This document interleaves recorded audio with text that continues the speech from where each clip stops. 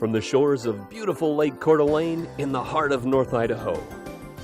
Local, regional, national, and international guests discuss their topics on our forum, the North Idaho College Public Forum. With your host and moderator, political scientist, Tony Stewart.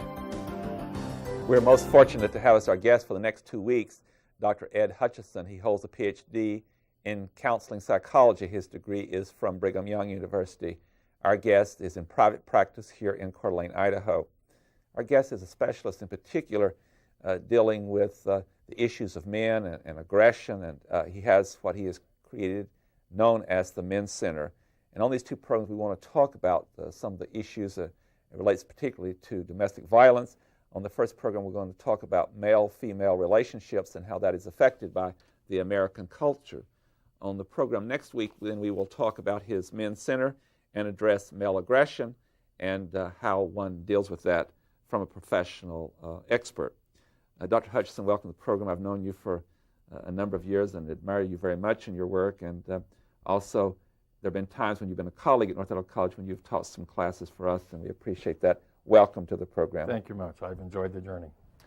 I'm also, as always, very pleased to have our regular panelist, Steve Shink, who is the Vice President of College Relations and Development at North Idaho College, and I shall invite Steve Shink to commence today's questioning. Tony, thank you very much, and Dr. Hutchinson, it's nice to have you back on the show. Good to see you, Steve. My guess is that that male-female roles and therefore relationships have changed, and maybe changed quite a bit in the last several decades. Can you give us a bit of a perspective, maybe a review of what traditional roles were and what a new emerging role relationship is today? Broad question, tough to be concise with, but essentially the role of the American male and female has changed considerably since the late 60s and 70s. The 80s marked a period in American history that really formalized the fact that women were seeking more equality in society in what has been historically a male-dominated society, a patriarchally controlled society. The structure of society has been heavily influenced since the beginnings of time by male perspective and male attitude. With the advent of feminism and the women's movement in the 60s and 70s, we began to see women coming out, becoming educated, becoming excited about having other options and choices in their life.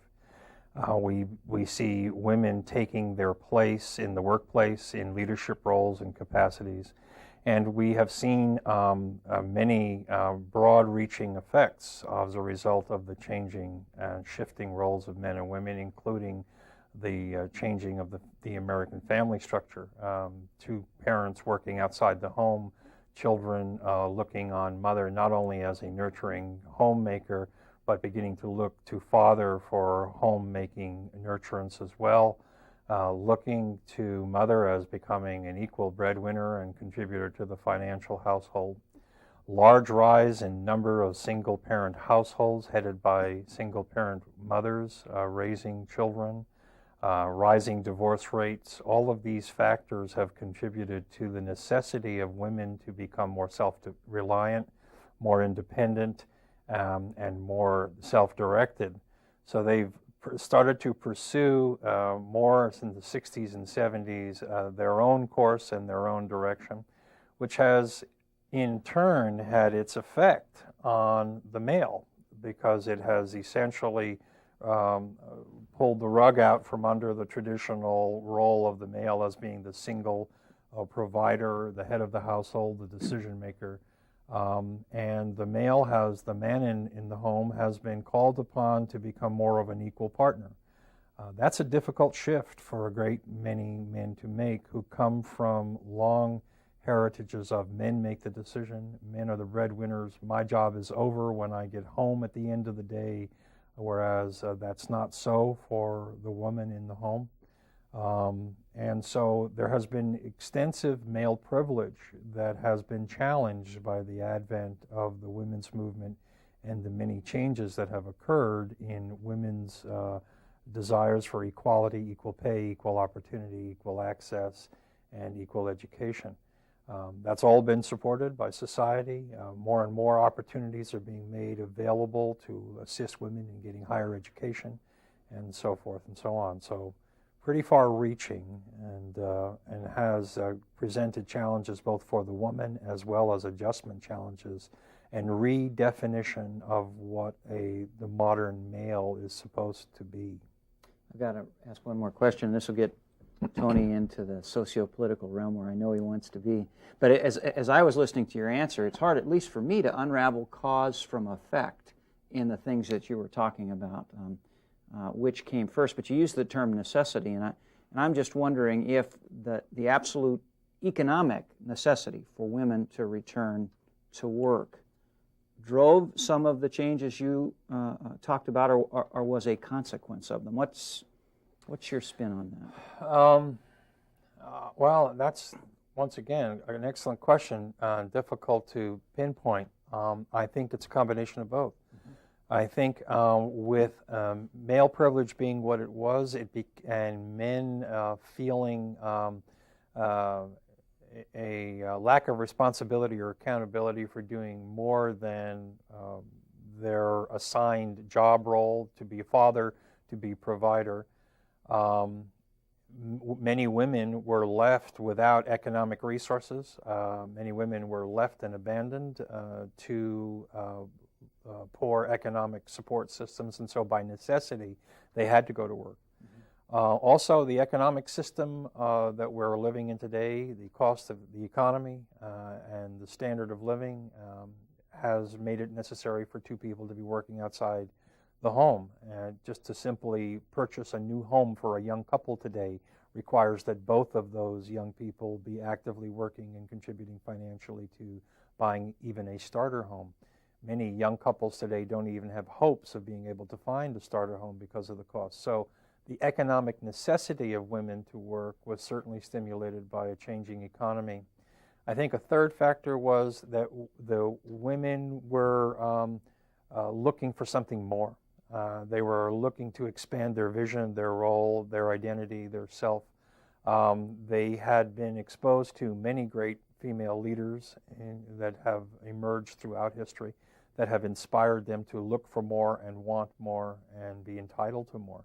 And so by personal desire, economic necessity, and the changing economy, I think all three factors contributed significantly to forcing women to look for something beyond the traditional role of mother in the home. Thank you. Since you have articulated so well the really changing role of both of men and women as it relates to the family unit itself and the children and the rearing of the children, how much have we done, I have a suspicion here, not much, how much has society dealt with this issue to be helpful when men and women go through this process of this what I would also call progress, in the sense that there's been so much discrimination in our society based on gender as it relates to women. With this progress, there is this adjustment, however, in the relationship between the two. What kind of counseling or what kind of professional work do we have in publications or seminars to assist people in this dramatic change? Very little. We are only now beginning to pioneer this sociological shift that's occurring in the male-female relationship.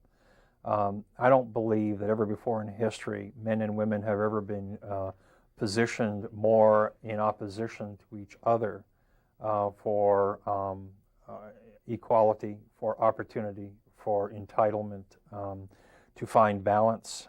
I think we have been, as a society, poorly equipped to assist men in helping women to become equal. And in many cases, because of the structure of the male society, we have prevented women from having equal access. And we've had a very strong investment in not losing our roles by making sure that women do not invade in territories that have historically been controlled and dominated by men.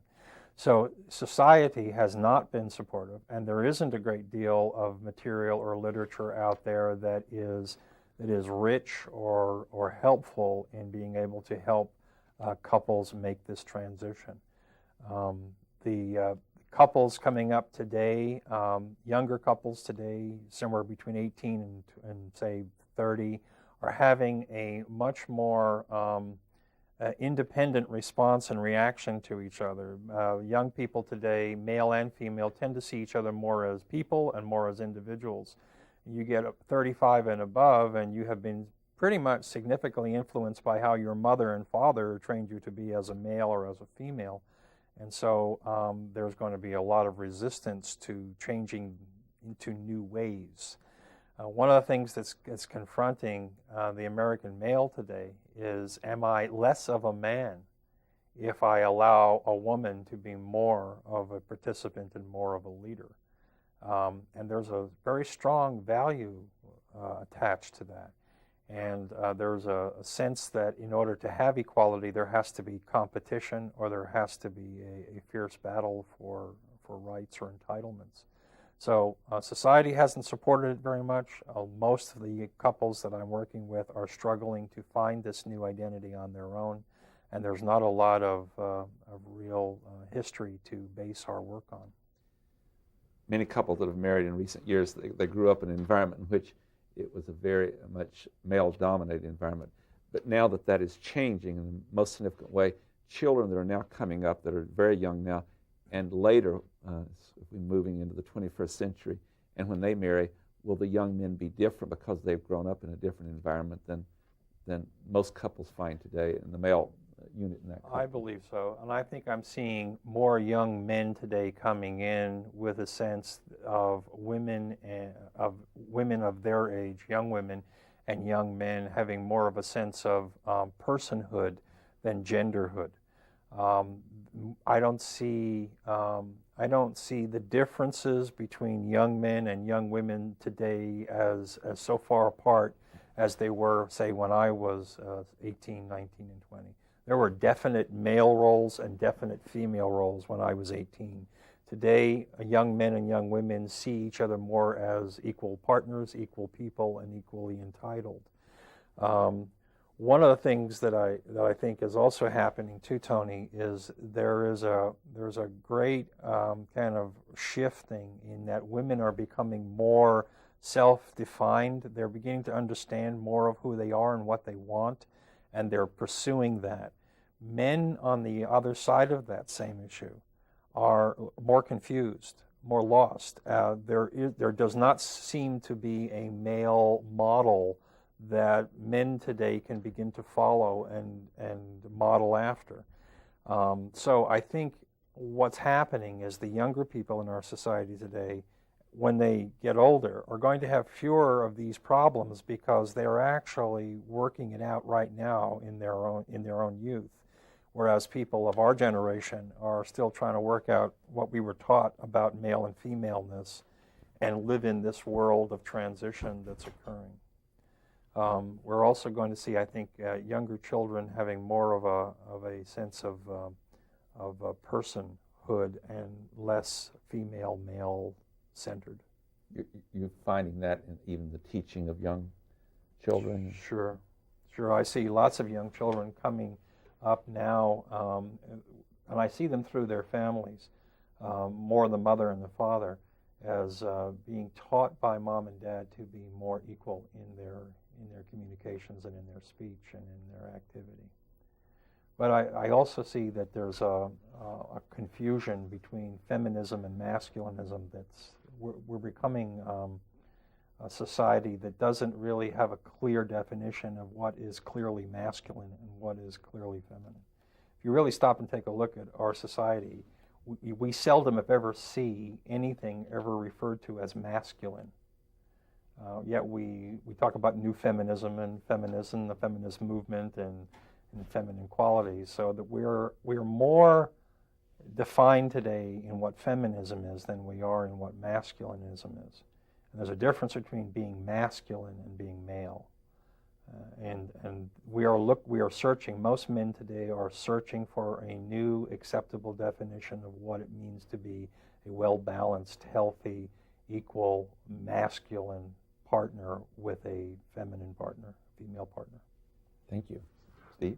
Dr. Hutchinson, in your work, I'm sure you've seen many examples of people who are really struggling with the transition, men and women, and people who pretty much made it successfully.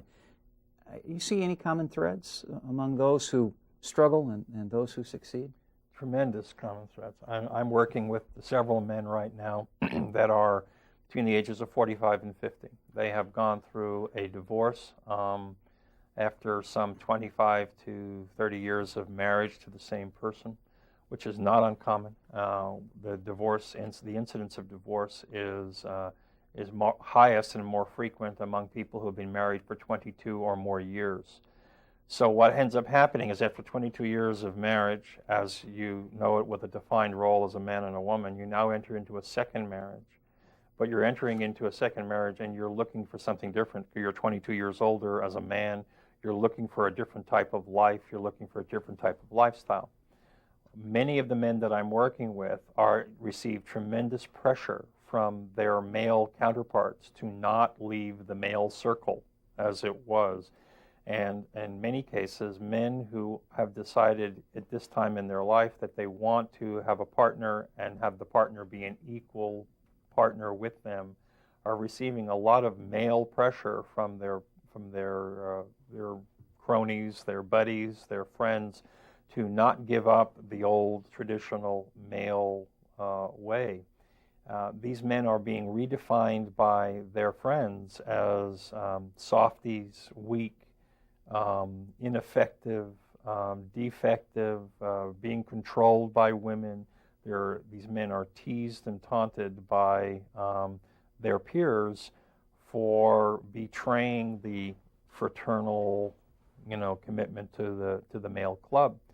These men are struggling because a lot of these men, and I would just add this, one of the things that I found about my work with these men, and I think it's not that I have any wisdom, simply that I've survived long enough to look old enough to look like I know something. And I find that a great many of the men who come to me looking to me more as a father figure, looking to me as saying, look, I want to be in this relationship with this woman. Am I weak? Am I pathetic? Am I wrong? Am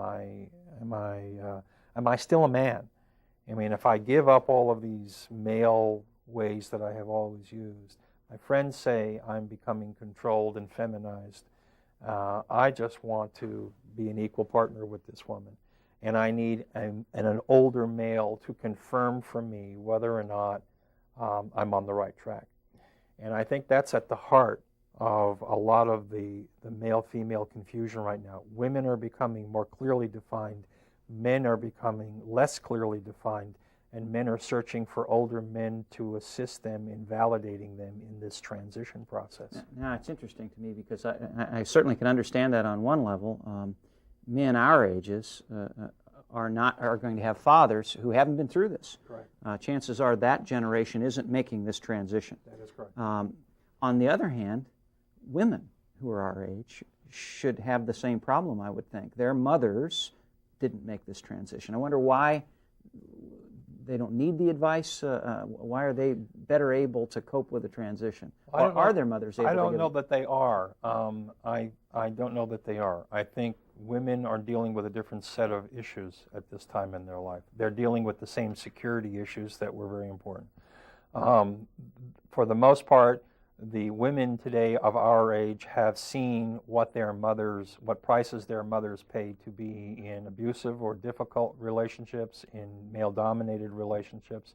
And women today are trying to not repeat their mother's lifestyle, but at the same time find the security and the economic balance that comes with being in a marriage and in a relationship. So women are struggling with the same things. They're struggling to be, how do I be a modern woman with 1950s values, and how do I find the common ground there? Well, let me throw out one other thing for a quick discussion. Is it possible that one reason women are able to cope better, could it be rooted at least in what I've read is a difference in the way men and women form friendships? Women tend to form friendships that are deep, personal, supportive relationships. Men's friendships tend to be built around shared enjoyment of activities. They Correct. may hunt together or Common bowl interests. together or play golf together. Right. Is it likely that women are able to get more help in making the transition from their friends than men are? Well, I think women have been more socialized to talk to each other. Mm-hmm. They've been socialized to communicate their needs and their feelings. If something goes wrong in a relationship between a man and a woman the night before, it's more likely that the next morning the woman will call her girlfriend and talk about what happened than it is that the man will call his best friend and talk about what happened. Women will go to work and talk about the breakdown in the relationship and their frustration and their confusion, and they use each other as a support system to work through and talk through a lot of their confusion, their pain, and they seek out advice and they seek out information. Men tend to isolate and they tend to move away from talking about their feelings because one of their great fears is that they are going to be perceived as ineffective or weak and unable to handle the situation. And so women, for the most part, have been socially conditioned to seek each other out and find support, whereas men tend to self-isolate. And that's part of the male grief. Part of the male grief process is that he feels all this responsibility to make things work but doesn't know how. And there's a lot of jokes about, when a woman gets lost, she'll stop and ask for directions. When a man gets lost, he'll say, I know exactly where I am, I just have to go to the bathroom. And while he's in there, he takes a quick look at a map, but never admits to anybody that he's lost. That joke is not so far from the truth. I mean, there's a lot of, in the male-female role, women are more willing to look for and ask for information and clarity than men are. Men feel a tremendous need to give answers even though they don't have them. Thank you. After hearing that comment, I want to go back to where I was. A minute ago we talked about that young girls and young boys are now growing up in families where there's partnership and certainly more equality. When they become an adult, they will have different experiences as they go into a marriage. However, I hear you saying that in our very deep-seated value systems of culture, we still teach young boys and young girls different ways of dealing with their emotions and so forth. Absolutely. So how much progress are we really making? Because young boys, when they cry, say, well, you're a young man, you shouldn't be crying, and a young girl is encouraged to do so. If we deal with two things here, if we deal first of all with the relationship that they see between their parents that's improved in a partnership, even though we have those challenges you talk about, but we don't also address these other emotional questions of young children, we still have this great challenge. We're one-sided. If I could just focus for a moment on one side of the issue, I think it would help us to have more clarity.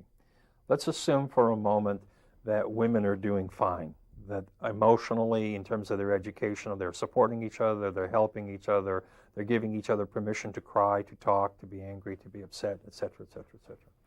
Let's take the other side of that formula. What the young male today is looking for is an older male who can give him permission to be the same way. But many of the men that I work with at the Men's Center, I'm the first man they've ever come across. And then some of these men are court-ordered to be there, so they come in kicking and screaming and very resistant. And they are kind of huffing and puffing and paying the dime and spending the time, but they don't want to be there. And then after a few hours of being there and hearing an alternative male say, you know what, I understand how you feel. It's the first time they've ever seen an older man talking about feelings. It's the first time one man referred to himself as a part of the male anatomy. And I said, stop that. And he said, what do you mean? He called himself a butt, if I can use that term here. And I said, stop that. And he looked at him, he says, well, I've just been a real butt. And I said, don't do that. And he looked at me and he said, why not? And I said, because that's abusive to you. And if you're abusive to you, then it's easy to be abusive to anyone outside of you. And so for many of these men, having an older male give them an alternative perspective about feelings and perceptions and looking at themselves is the first time they've ever been introduced to that concept. And so what we are really in dire need of is healthy, positive men who are willing to be emotionally vulnerable to come out and start working with younger men to assist them in learning the skill of being emotionally open, sensitive, and talking about their feelings. We have, if you look at the resources, we have about 6 books that are nothing more than lists of words for feelings, and they're all directed at men. Words that men can use when trying to describe their feelings. That says quite something about the fact that men have never really learned how to speak or have a vocabulary that articulates emotion. And so part of what we're attempting to do here is, as you say, Tony, the balance it's way out of balance. We have encouraged women to be verbal and emotional and share. We have not encouraged men to be emotional, verbal, and share. I would add parenthetically to this, a personal life story. I don't fit historically, even though I'm a big man and I'm outgoing and I'm extroverted and so forth, in the traditional male role, I don't fit because I'm verbal. I speak with feelings and emotions and with passion. And so a lot of men raised in a traditional role model look at me as though I'm not a real man. And their value system is real men wouldn't allow themselves to cry or talk or share those kind of feelings. We've got to change those dads and those men that are doing that, because that's what they're teaching to the younger men today. And that's where the imbalance will show up again in the future in adult relationships with children. What you've done, Dr. Hutchison, you have built a bridge for our next program. The clock on this show does went out, and we're out of time for this show, but you will be back with us next week, and we'll pick up where you're leaving off, and we'll talk about some of the issues of the Men's Center and aggression in the male and how one may cope with that in a relationship. Ladies and gentlemen, I am sure you have found our program with Dr. Ed Hutchison, who has a PhD in counseling psychology, a very informative program. As I just indicated, he will be back with us again next week at this same time, and we'll continue this discussion concerning men and the process of aggression and what's been taught in the culture. And I hope that you will join us for part 2 of this program, when we will talk with Dr. Ed Hutchison. I invite you to be with us again next week at this same time. Until then, please have a good week. I am Tony Stewart.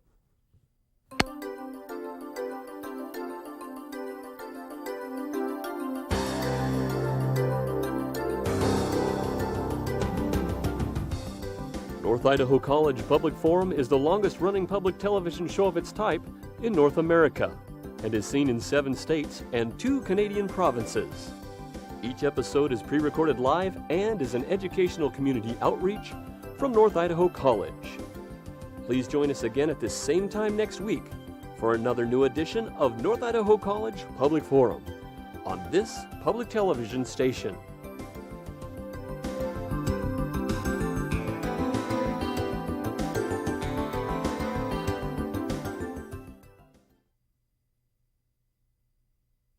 From the shores of beautiful Lake Coeur d'Alene in the heart of North Idaho. Local, regional, national, and international guests discuss their topics on our forum. The North Idaho College Public Forum. With your host and moderator, political scientist, Tony Stewart. I'm very pleased to welcome you back to part 2 of our 2-week series in addressing some very important issues between men and women. Last week, our subject was male-female relationships in the American culture. On this program, we want to spend most of the time talking about male aggression in our society and some of the factors that cause that and how one can cope with that issue. Our guest last week and again this week is Dr. Edwin Hutchison. He holds a PhD in the field of counseling psychology. That degree comes from Brigham Young University. Edwin, welcome back to our program. We had a very informative discussion with you last week. You're highly informed, and I would tell our viewers that you do run what is called the Men's Center in Coeur d'Alene, and you have a very large clientele, and you're very busy, and we look forward to tapping your expertise today on our program. Thanks, Tony. I'm glad to be back. And I'm very pleased, as always, to welcome Steve Shink, who is our regular panelist. And Steve is the Vice President of College Relations and Development at North Idaho College, and he shall commence the questioning today. Tony, thank you very much. Those people in the audience who are watching last week will recall that I addressed you as Dr. Hutchinson. Right. This week we're going to call you Edwin. Right. That's not just a factor of our evolving relationship. There's a reason for it. We discussed it before the show, and I wonder if you'll spend a few minutes and share it with the audience. I appreciate the opportunity to do that, because I think this is where the real passion of working with men and what men's work and men's healing is really about. As I shared between shows, one of the things that is very, very important has to do with, for me, and I'll just speak about my own personal journey, it was having to come to grips with who I am as a man and who I am as a person, separate and apart from what the society wants me to be, separate and apart from what my father wanted me to be, and separate and apart from the experiences that I had growing up as a young man in New York. I was originally born in Belfast, Northern Ireland, left my home and came to America in 1952 with my mother to join my father and my grandfather. I had been separated from my father prior to that, and prior to my father coming to America, he and I were very, very close and very, very intimate, and he carried me everywhere, and we shared a really close father-son relationship. When he came to America to seek his fortune in the streets lined with gold in America, as all Irish immigrants did in those days, he changed. And work became his focus, and work and providing for my mother and building a home and making my mother and I happy in this new land became his goal. And the father that I knew in Ireland didn't come back and hasn't ever really returned. Even I'm 52 years old, and my father is still today not the man that he was in 1951. And the reason for that is that he had to become something that he wasn't in order to survive in this new land, in this new country. And in lots of ways, that's what I ended up having to do. I had to become something that I wasn't in order to survive in America, or survive in New York, or survive in my home, or survive in the situation. And a great many men are in the same boat, that they are born into the world being innocent little boys. And somewhere in the journey and in the process, they have to become something that they genuinely are not. And part of that has to do with their name. And as we talked between the shows, when I was a young man, growing up in an alcoholic, violent alcoholic raging home with my father being the pressure on my father to provide for the family became so intense and so great on him, and he so disregarded his own pain, his own feelings, and his own needs to provide for his family, that the backside of that was that he became dependent on alcohol, and he became abusive and angry, and he began to act out. So the very people that he wanted to provide for were the very people that he was acting his greatest pain out on. And during the course of that time, I joined the New York City street gang in my adolescence, and I got a name. And the name in the gang was a scary name, and it was supposed to be scary. It was supposed to make me a scary person so that people fighting me would be scared of me. And then one day I was challenged by my wife, Chris, not challenged by her directly, but just simply she began to call me Edwin. And I began to feel something different change, something occur, physiologically shift in me, because I began to wonder why I was feeling so different after all these years of not being called by my real birth name. And the discovery that I made was that who was going to be afraid of a gang member named Edwin? No one's, you're standing across from somebody who's, hi, I'm Edwin. It's like, excuse me, you're no one to be terrorized by. So I came to understand, Steve, that, and I think a great many men lose who they truly are in the business of becoming what they need to become, and they become an image, and the image has a name. And one of the ways that we assist at the Amends Center, we assist men in getting back to who they are, is to ask them, who are you without the image? And so in order for that to happen for me, and I trust that we are becoming intimate friends through these shows, but in order for that to happen to me, I had to go back and begin to redefine myself from who I started out to be. And I'm authentically Edwin. And so the difference between last week's show and this week's show has to do with the fact that that I think it's important for us to know that one of the core issues of male anger and rage has to do with having to maintain an image that they don't feel that they really are or equipped to handle. Edwin, we adopt the name to fit the image. Correct. Where do we get the idea for the image? Where does the image come from that we have to be tough, aggressive people to be successful males? We get that from day one. There was a wonderful book written called The Myth of Male Power. One of the author's name escapes me, I'm sorry, but Warren Farrell is the author of the book called The Myth of Male Power. One of the things that Warren says is that from a moment of a male child's birth, he has already begun to be influenced by society's pressures and expectations of what he is supposed to be, even though he may not like that. An example of that is that Warren asks in the book, what gender are you if at the moment of your birth it has already been decided for you that if there's a war, you're the one that's going? And the answer is obvious. It's the male that is going to go. So where does this come from, Steve? It comes from a society that has a long, many thousands of years of expectations of what a male is supposed to be, even though at the moment of that child's birth, there is not a hate particle in that child. There is no malicious intent to take another person's life in that child. That male child, at the moment of that male child's birth, is a human being, a child of God, a creation, a new life form. And yet society starts at the very moment of the birth with its expectations of how that child is to be shaped and prepared.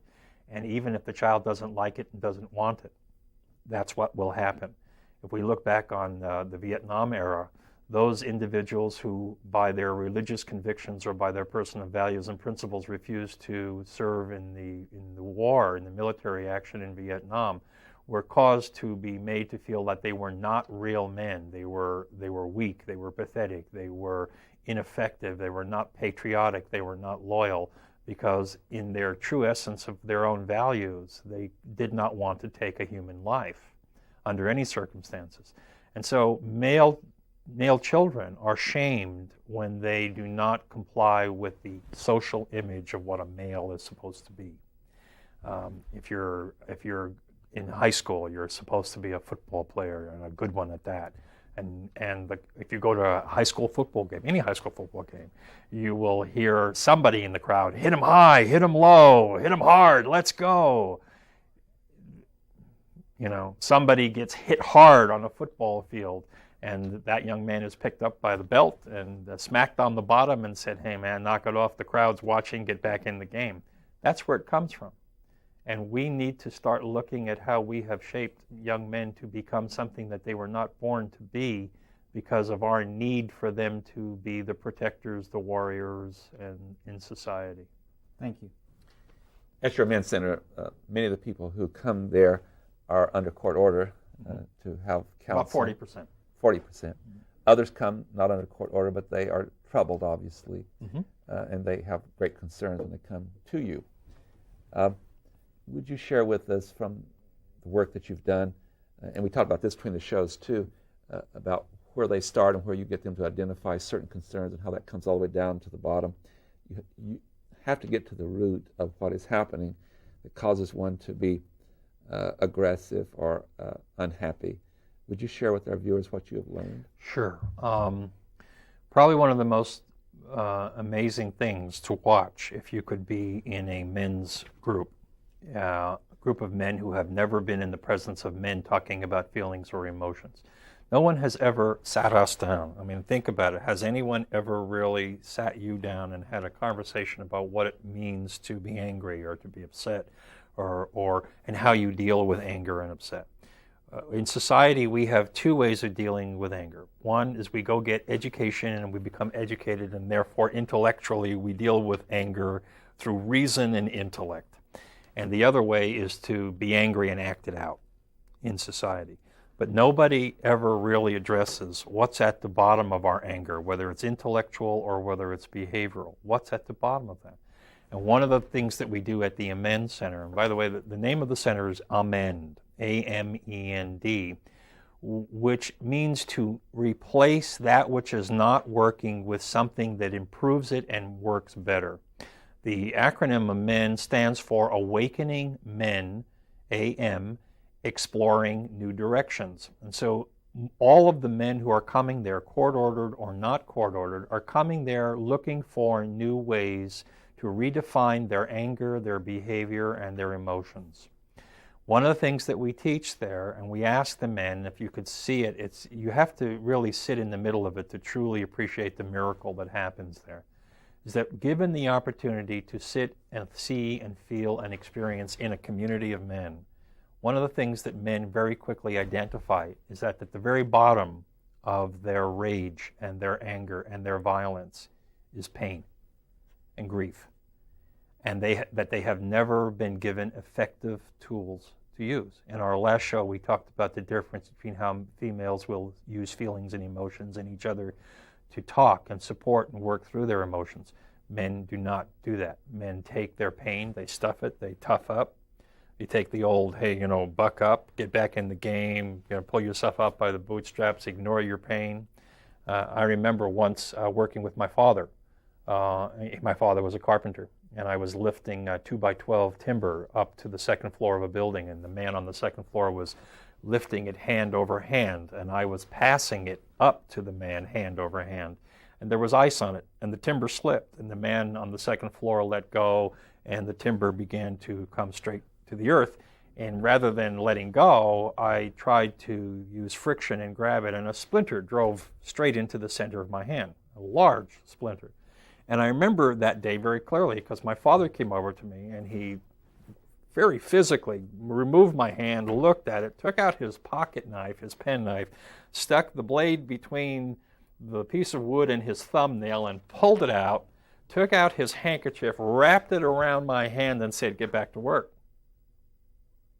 Now, in those days, I didn't think much of that because that was my father, and that was how he was trained to be. And one of his ideas of humor was, no man's allowed to take lumber off his job, meaning the splinter in my hand, but get back to work.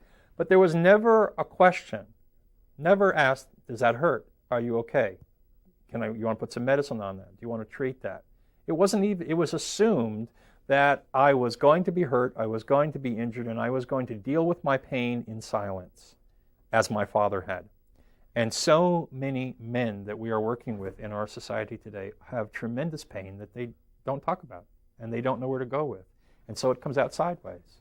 And it comes out on the very people that they say they love the most. So if we have rage here, and then we have pain here, another way of describing that is the end result within that individual is a hurt. Absolutely.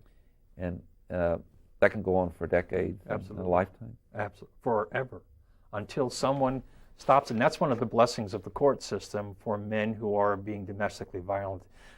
If the court system and the prosecution and the people who are advocating for the stopping of domestic violence in our society are doing anything, what they're doing is they are temporarily getting the attention of those who are acting out their pain and their anger on others.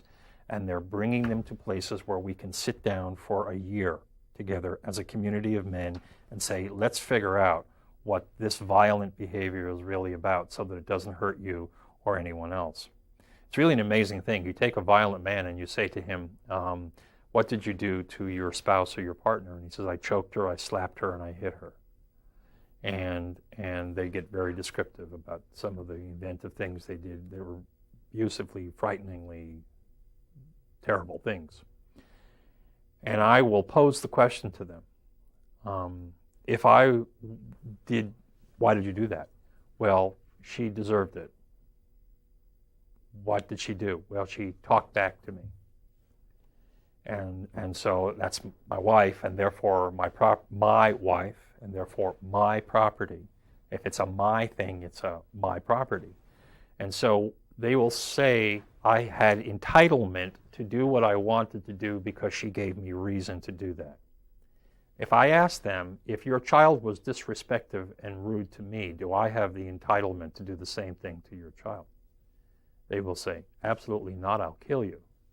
You hurt my child, and I will hurt you. And I said, gentlemen, did it ever dawn on you that your wife is somebody's child?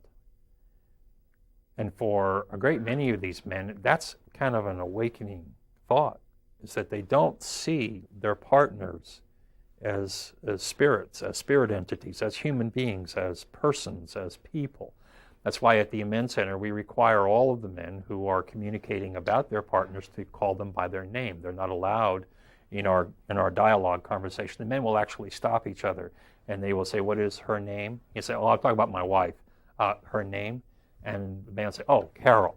Oh, I see, Carol. So what were you saying about Carol? Carol was really angry with me this morning. Okay. See, we are attempting, like we talked, Steve, about the idea of my name being relevant and important to becoming authentic and real.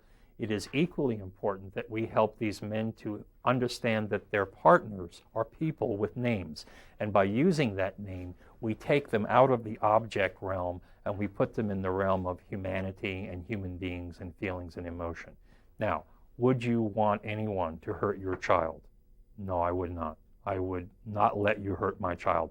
Then why would I let you hurt someone else's child in the form of an adult?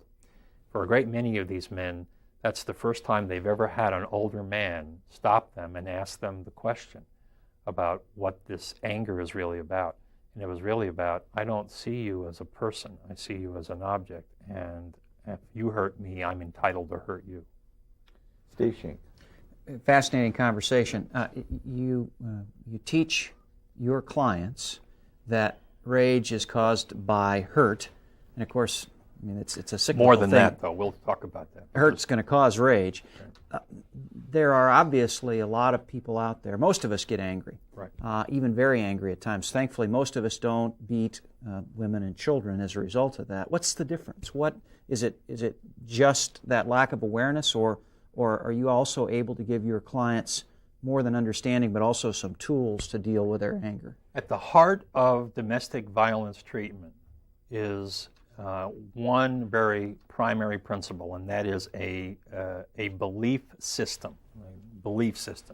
That most of these men, all of these men, have a belief that they have certain rights and entitlements as men that women do not have, that children do not have, that animals do not have, that pets do not have, that by I'm the man, I'm the head of the house, I'm the king of the castle, I'm the person. It even says so in the Bible. One of our greatest challenges is working with men who are so biblically entrenched in their religious convictions that they can draw passage from the Bible that supports their belief system that there is a supremacy in men given to them by God that does not exist for women or children or other creatures. And so one of the things that we have to get through with these men is we need to break through the belief system that their belief system gives them certain entitlements that are not real. They are imagined, they are sociologically introduced into us, they are conditioned into us by our society, by military training, by high school coaches, by society at large. We are constantly trained that this is your job, this is your responsibility, you're the boss, you're the leader, and anybody who questions your authority should be dealt with harshly. So we have to break through the belief system that what they did is not correct. And how we get there, many programs attempt to get there through helping men to cognitively restructure their thinking. I attempt to get there by helping men to feel feelings within themselves, and then help them to understand that their children and their partners also feel those same feelings. How does it feel when you feel it? I don't like it. How would you imagine it would feel if she feels it? I'm sure she doesn't like it, and she wouldn't like it. So if it's not good for you, why is it good for her? And then they arrive at the cognitive shift, which is, it's not. If it's not feeling right and good and clean for me, then it's not good and right and clean for anybody. And that's how we attempt to shift.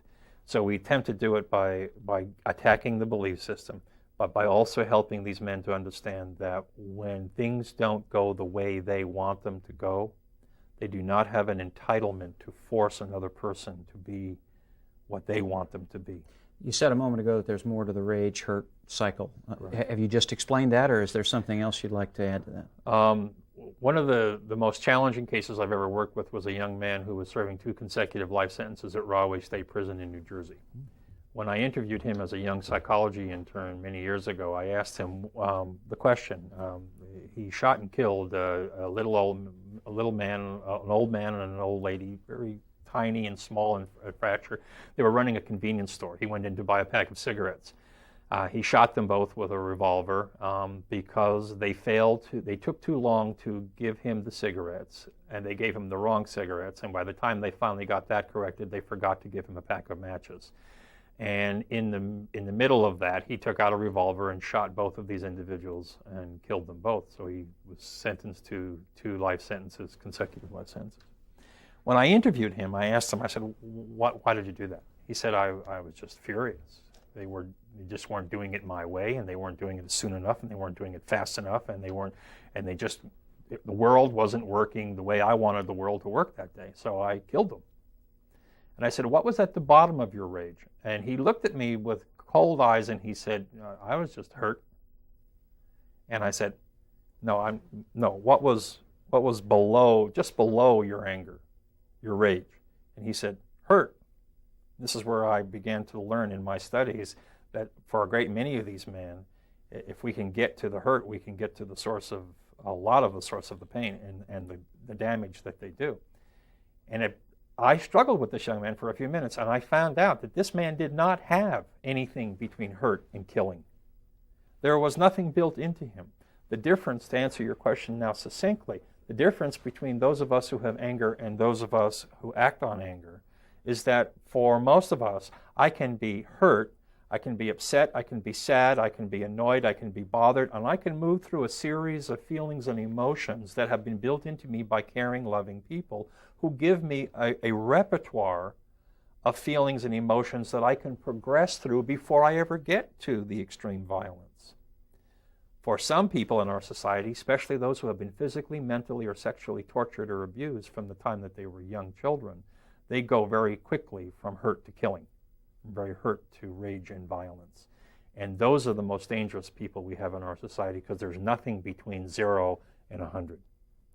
And what we're attempting to do at the Amends Center is build in a whole collection of choices and options and range of feelings and emotions that men can choose from that do not lead to violence against women and children. I've had the privilege of talking to you before about your work, and I know that you've been doing this long enough to have some results. We don't have a lot of time left, about 4 minutes. Share with us the rewards that you're getting from seeing changes when you take men through this process and they become realistic and honest with themselves. What are some of the results? Tony, I sat in a group just last night with 11 men who our community, our local community, would probably consider to be some of the most dangerous men in our community. And the miracle that I have seen, and I'm just very blessed, I'm very fortunate. I am doing something that teaches me and expands me as a man and as a person every day. And I sat in that group last night and I watched 11, 12 of the angriest men in our community talk honestly and openly about one man who lost 2 sons in a drive-by shooting. One man who damaged a woman by running over her with a car. One man who talked about his years on drugs and how many people he hurt and wounded. Every one of those men cried. Every one of those men honestly admitted to the fact that they were accountable for their actions. When I see men go to court and stand in front of our judges and say, Your Honor, I went to this program kicking and screaming. Since I've been in this program, I have come to see what my part was in that. And because I can now see my part in that, I can now do something about my part in that. And Your Honor, I need to make amends to my victims, I need to make amends to society, and I need to make some amends in my life. When I see men walk in tough and angry and hard and closed and then come up to me at the end of a meeting and say, can I have a hug before I go home tonight? Or hug each other, or men who have never talked about feelings begin to talk about feelings and share them. I sit in absolute awe and amazement. One of the things that I fight against is a societal belief that angry and violent people don't change. They do. They do change. You take any human being who has ever been hurt or violated by society, and you give them respect and equality and decency, and you give them a space to talk about their feelings and their emotions. And in the right environment, any human being will feel safe and will start to walk towards the light. And that doesn't happen in one session. No, it doesn't. It's a long process. That's right. One final question at the end of the program, and that has to do with, do you have some of these men who go through that transition to help you with other men coming in? Oh, absolutely. Their testimony. Absolutely. They support each other in very, very, very big ways. It's important, and I'll just throw it in very quickly. One of the ways they do that is they tell each other their stories. On that note, I have to bring our program to conclusion. I am so sorry. We'll have to have you back at another time. Good. Edwin Hutchison, who holds a PhD in counseling psychology, has been talking with us, ladies and gentlemen, about the issue of men and women, and on this show today particularly dealing with violence and aggression in men and how you can work through that. And he has the Men's Center here that does that kind of work. And I know that both this week and last week you have found our program very informative and helpful. I'd like to invite you to be with us again next week at the same time when we shall move to yet another issue. Until then, please have a good week. I am Tony Stewart.